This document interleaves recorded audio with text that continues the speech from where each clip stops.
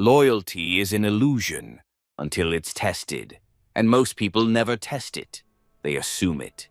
They believe kind words, shared laughter, and time spent are enough to prove someone's allegiance. But Machiavelli would have laughed at that. He knew better. In his world and in yours, loyalty is not spoken, it's exposed. And the only way to know who's real is to test them without warning, quietly, strategically, brutally, if necessary. Because the truth is, most of the people around you are not loyal to you. They're loyal to the benefits of being near you, your strength, your status, your attention. And once that benefit disappears, so do they. Machiavelli believed that real loyalty reveals itself not when things are calm, but when there's something to lose. That's why he devised tests, small, calculated disruptions, not to hurt others, but to uncover them. You don't ask someone, "Are you loyal?" You put them in a position where loyalty costs them something. That's when the mask slips. The first test is this: withdraw the spotlight. Stop praising them. Stop giving them your attention. Stop validating their existence in your world just for a while. Watch how they respond. If they grow distant, bitter, cold, or begin aligning themselves more closely with others, they were never with you. They were with the feeling you gave them. That's not loyalty. That's ego addiction. And Machiavelli knew the ego-addicted are loyal only to their own reflection in your eyes. True allies do not vanish when the applause stops. They do not require your light to feel their worth. In fact, when you withdraw, real loyalty leans in. It checks on you. It holds position. But the false? They evaporate. Or worse, they find someone else to orbit, someone more useful in the moment. Let them go. You didn't lose them. You revealed them. The second test is even subtler. Introduce uncertainty. Speak about a major decision you're making, a risky move, a new direction, something that signals change. Now watch their reaction. Are they supportive, or do they suddenly become cautious, critical, overly concerned? Machiavelli would say, "The loyal encourage boldness. The disloyal disguise fear as advice." Because what this test does is threaten their comfort. If your change creates distance or elevates you beyond them, their insecurities begin to rise. A real friend adapts to your growth. A fake one tries to anchor you to where they felt safest beside you. They won't oppose you directly. Instead, they'll use words like, "I just don't want you to get hurt," or "Are you sure this is smart?" But underneath, what they're really saying is, "Don't outgrow me." This is the moment where you must become surgical. Observe, don't respond. Let them talk. The more they speak, the more they reveal whether they're protecting you or protecting their own place in your shadow. The third test is simple but brutal. Go silent, not as a game, not to punish, but to create space. See who steps in and who disappears. Machiavelli would say, "The absence of presence reveals the presence of absence." The ones who only show up when you're visible, when you're shining, when you're posting, talking, entertaining, those are spectators, not supporters. Real loyalty is quiet. It notices your silence. It reaches out without needing an audience. It's the voice that says, "You've been distant. Are you okay?" Not, "Why aren't you responding to me?" This test hurts because it breaks your illusion of mutual care, but illusions are dangerous, and Machiavelli knew that the greatest threat to any ruler was not the army outside the gates. It was the betrayal waiting inside. So you must treat your life like a kingdom, and not everyone deserves a place in the castle just because they smiled at the gates. The fourth test: put yourself in a position of temporary weakness. Let them see you unsure, struggling, needing help. Don't make it dramatic. Just let them see a moment where you don't have the answers, where your usual strength slips, and then observe. This is where loyalty either sharpens or shatters. Some people are only loyal to your strength. They worship the image of you, not the reality. The moment they see a crack, they step back, not out of concern, but because your weakness makes them uncomfortable. Why? Because they were never supporting you. They were using your strength as a ladder. If that ladder breaks, they move on to the next one. Machiavelli would say, "The one who stays when the palace shakes is the only one worthy of standing beside you when it's rebuilt." And finally, the fifth test, the coldest and most powerful of them all. Give them an opportunity to benefit by betraying you. Subtle, strategic, not extreme but real, something that tempts them, a moment where choosing themselves over you brings them advantage. Watch closely. Do they warn you in advance? Do they hide it? Do they justify it after? Or do they come to you first with clarity and honesty? This test doesn't just reveal their loyalty, it reveals their values. And values, unlike words, don't lie. The reality is, most people will fail one of these tests, because most people aren't built for real loyalty. They're built for transaction, for convenience, for appearance. But Machiavelli didn't care about appearances, he cared about outcomes. And the outcome of these tests? Clarity. You'll lose people, but what you gain is silence, peace, loyalty that has been proven through fire, not declared in comfort. You don't need an army. You don't need dozens of friends. You need 3, 2, even 1. The kind who stays when there's no reward, who believes when there's no evidence, who protects you even when you're not in the room. But you'll never know who that is until you test. Most people go their entire lives surrounded by shadows, people who nod when they speak, laugh when they succeed, disappear when they suffer. They call this friendship. They call this loyalty. But Machiavelli would call it what it truly is: camouflage. A soft theater of affection masking a battlefield of quiet self-interest. And unless you're willing to step back and test these figures, you'll spend your life building on sand, trusting loyalty that was never there, and exposing your plans to people who are waiting to use them. When you test someone, you're not being cruel. You're being responsible. You're not creating betrayal. You're revealing it. That distinction is everything. Because people will try to guilt you, say you've changed, say you're cold now, say you don't trust them. And they're right. You don't. Not until they've earned it. Not until they've passed what Machiavelli would call the necessary trials of allegiance. You don't hand out trust like candy.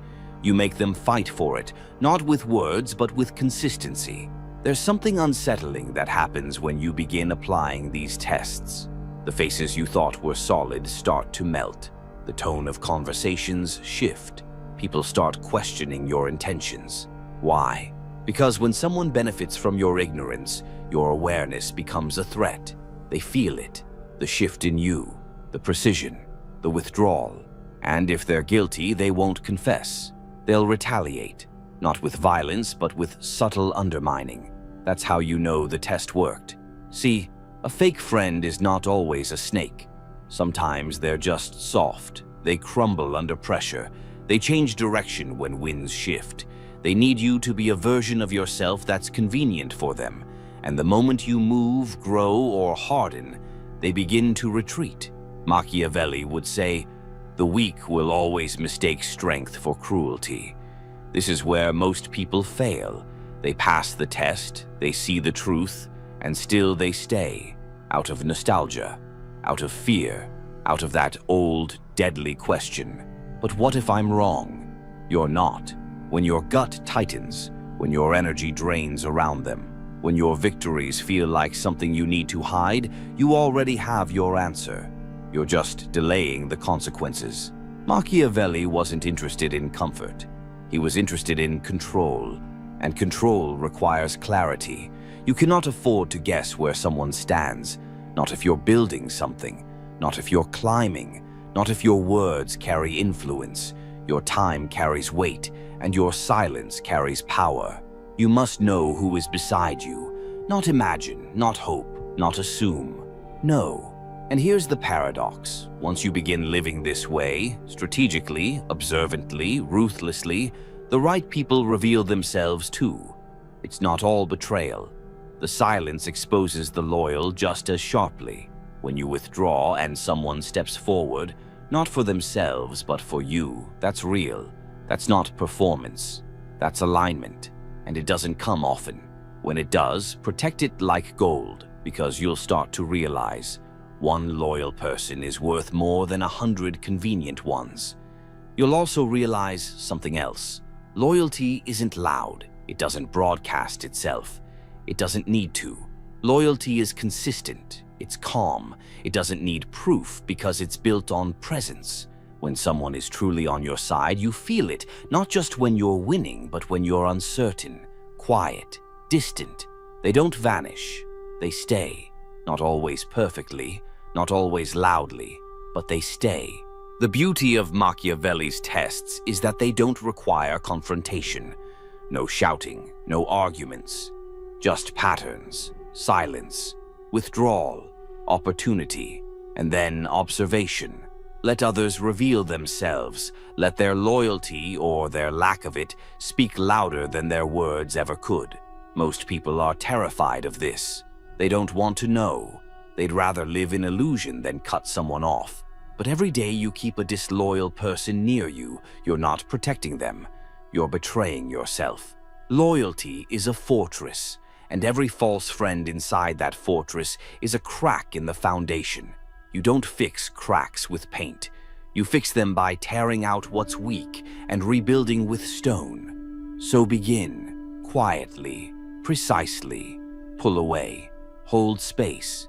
Make moves that create friction, not because you're trying to destroy the relationship, but because you're testing what holds it together. The right ones will hold, the wrong ones will fall. And when they do, let them. No explanations, no apologies, just silence. That silence, that's your crown. Wear it. Move forward. There's a strange peace that settles in when the wrong people leave your life. Not immediately. At first it feels hollow, like something is missing. But that absence isn't emptiness. It's clarity. It's space being created for what's real, for what actually strengthens you. And Machiavelli would say, power doesn't grow in crowded rooms. It grows in clean ones. Every false friend removed is not a subtraction. It's a purification. You're not getting rid of support. You're removing distortion. Because when someone's loyalty is fake, their presence isn't neutral, it's corrosive. Every time they speak, they blur your vision. Every time they nod, they dull your edge. Every time they smile, they make you hesitate. And hesitation is death, not just in war, but in life, in ambition, in strategy. That's why you test. Not because you enjoy it, not because you want to be feared, but because you have things to protect, your energy, your time, your legacy. And those who are not truly with you are quietly against you. Maybe not intentionally, but their weakness will eventually collide with your strength. And when it does, they'll either retreat or betray. So you make the tests part of your process. You normalize it, not just once, but regularly. Loyalty isn't something you verify once and then forget. It's something you keep checking, like security at the gates. Machiavelli's greatest fear wasn't the rebellion of strangers. It was the quiet ambition of those inside the circle. And history proved him right.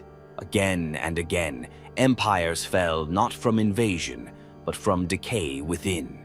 Friends turned rivals, allies turned enemies. Why? Because no one noticed the shift in time.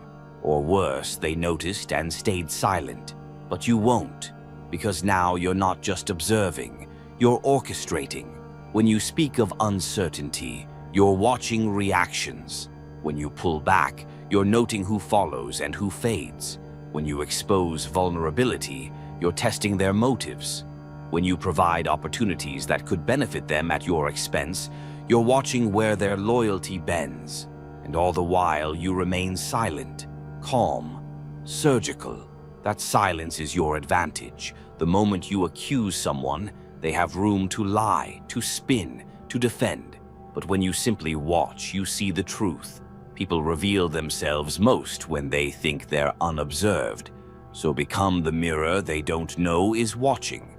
Become the silence that hears more than words, and never explain your tests. Once they're aware, the result is corrupted. Now, here's where most people get caught. They think loyalty is about how someone treats them. But it's more than that. It's how someone treats your name when you're not there. How they speak about you in a room full of critics. How they move when power shifts. Loyalty is proven most when you are absent, in title, in influence, in advantage. So if you're ever unsure, step out, vanish, watch the dust settle, and then see who's still standing by you when there's no benefit to gain. This mindset is rare because most people are desperate to belong, to be liked, to be surrounded. But Machiavelli didn't write for the desperate, he wrote for the dominant. And dominance isn't found in company, it's found in control. The more selective you are with your alliances, the more dangerous you become. Because now your circle isn't just full, it's fortified. It's loyal by design, not by accident. You start to notice the difference instantly. Real loyalty moves differently. It doesn't need attention. It doesn't need to be fed constantly. It operates in the background. It guards you in silence. It doesn't crumble when things go dark. It strengthens. And when you speak of pain, it doesn't get awkward or distant. It leans in. That kind of loyalty is rare, but it's worth everything. Because when you find even one person like that, someone who would defend you without needing a prompt, someone who would step in before you even ask, you realize something deeply powerful. You don't need to be surrounded to feel supported. You just need one who is real. And here's the final beauty of the loyalty test. Once you start running it on others, you begin running it on yourself. You start asking, am I loyal in silence? Do I protect those who trust me? Or do I disappear when it's inconvenient? That question cuts deep. Because true power isn't just about commanding loyalty. It's about embodying it. Being the person others can trust, even when they're not watching. That's how you build empires that last. The test of loyalty doesn't end with exposing others. It becomes a mirror. When you've seen betrayal up close, when you've felt the silence of those who vanished, when you've watched trust decay under the weight of convenience, you begin to sharpen your own edge, not just toward others, but toward yourself. Machiavelli believed that a ruler must be both feared and respected, but more than anything, he must be trusted by the few who matter, and that kind of trust comes from consistency, from discipline, from never flinching in the face of disloyalty, even in yourself. Because if you demand loyalty, you must also offer it, not freely but fiercely, not to many but to the few who earn it. You must protect their name in silence. You must guard their secrets like weapons. You must stand with them not just when it's easy, but especially when it costs you something. That is the final transformation Machiavelli hinted at, from ruler of others to ruler of self. But let's be clear, offering loyalty does not mean tolerating weakness. It does not mean defending someone who has failed your tests. It means that when you do find the rare ally, the one who passes every move you make, the spotlight withdrawal, the uncertainty test, the silence, the exposure of vulnerability, the temptation of betrayal, that person becomes a part of your core, not your circle, your core. And that core is sacred. Once you have that, everything changes. Your focus tightens, your execution sharpens. You stop explaining yourself, you stop watching your back, because now you have eyes behind you. You have someone who doesn't just clap for your victories. They guard the space around you so you can win uninterrupted. Someone who doesn't compete with you silently while pretending to cheer. Someone who doesn't see your fall as a moment to rise above you. Most people will never experience this because most people are terrified to test the people around them. They're afraid of being alone. They're afraid of what they'll find. But that fear is what keeps them weak, surrounded but unsupported, cheered for but not protected, liked but never respected. And Machiavelli would remind you, respect always outweighs affection in the game of power. So when you begin cutting, isolating, refining, you're not becoming cold, you're becoming exact. Precision is not cruelty, it is survival. And those who can't understand that were never built to rule. They were built to follow, to depend, to cling. That's not who you are. You are here to lead, to dominate, to see the battlefield before the enemy even steps forward. And you do that by testing every potential threat before it strikes. Not just the loud ones, the quiet ones, the ones who smile a little too much, the ones who agree a little too easily, the ones who are always around but never show depth. Test them, watch them, and when they fail, don't explain, don't fix, just cut. There's a strange power in knowing that the few who remain have been forged by fire, not picked at random, not carried out of sentiment, but chosen because they passed, because they stood when others folded, because they earned their place, not with words, but with proof. And those people, those rare, silent, sharp individuals, they are your real strength. They don't need attention. They don't need praise. They just need access. And once you give it, they use it to fortify you, not to weaken you. That's what makes them dangerous. And that's what makes them invaluable. So you move differently now. You speak less. You watch more. Every conversation becomes data. Every silence becomes a test.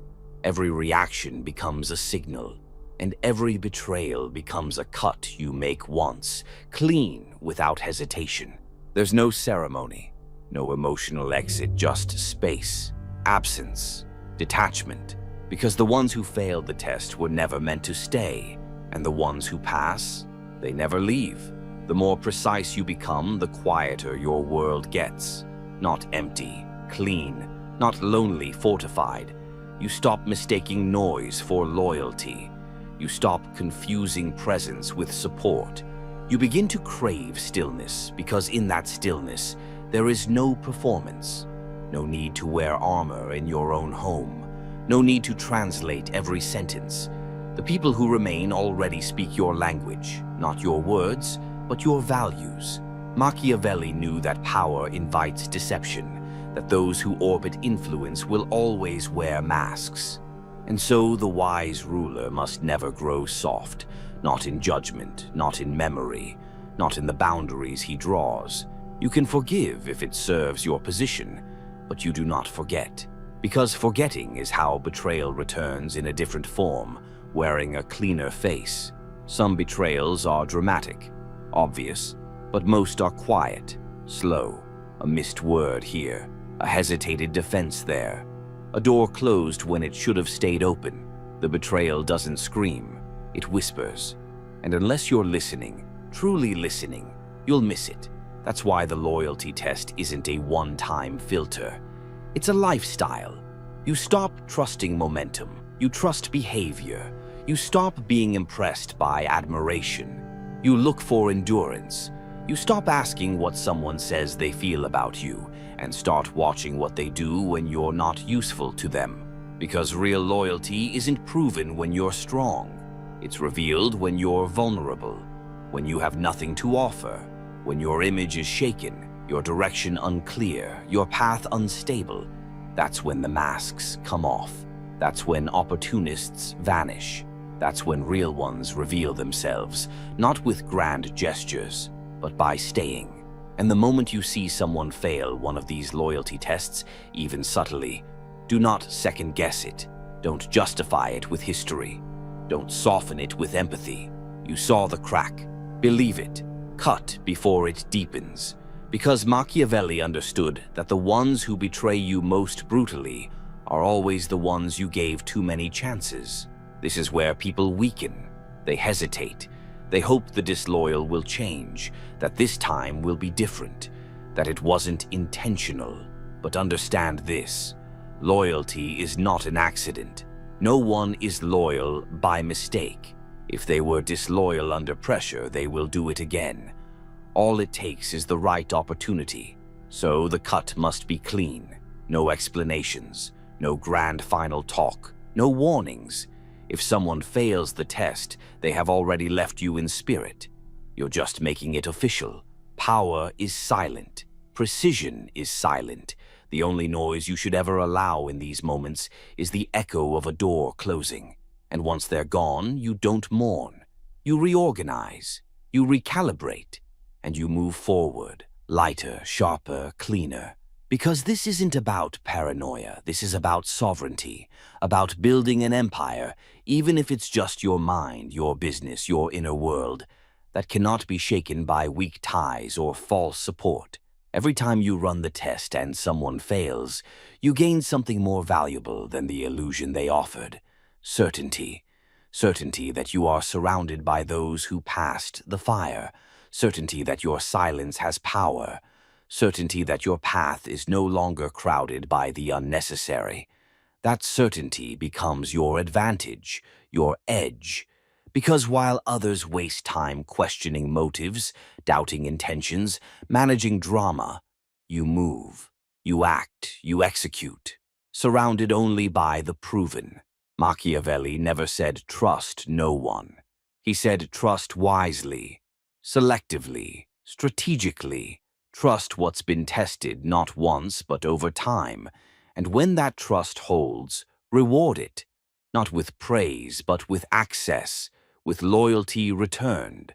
Because while betrayal is common, true allegiance is rare, and when found, it must be honored like a weapon forged in your defense. Once you've tested everyone around you and the dust has settled, what remains isn't just a tighter circle. It's a throne, a psychological position from which you can operate with absolute clarity. There are no more questions, no more guessing.